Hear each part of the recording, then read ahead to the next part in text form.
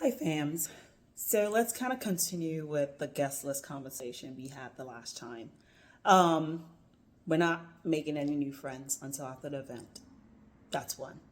The second thing is coming up with what do you want your guest count to be? So do you want a 50 people event, or do you want a 100 people event? Do you want a 200 people event? Because that would determine all the different things that you would do. That would also determine the kind of venues you can book, right?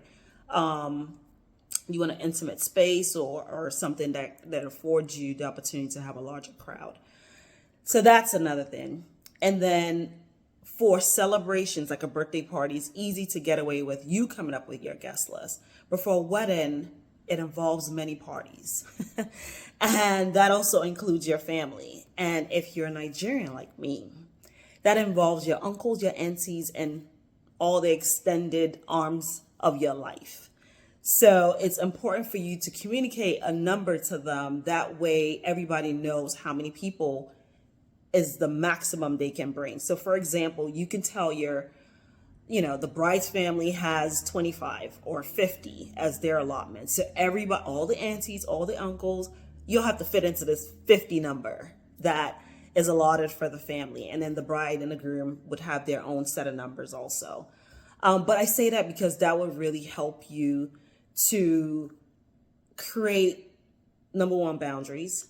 Number two, expectations. That way on both sides, everybody understands this is kind of our limit that we would like to have at our event.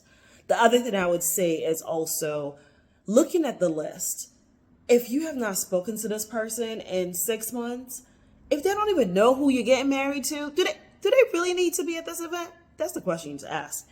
They don't need to be there. You can see them afterwards. You can do an introduction afterwards with them and say, hey, this is my spouse.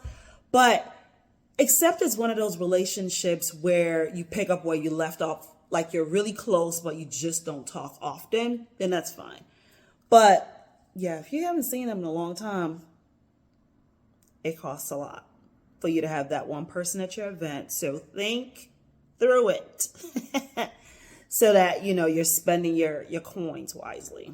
All right. See you soon.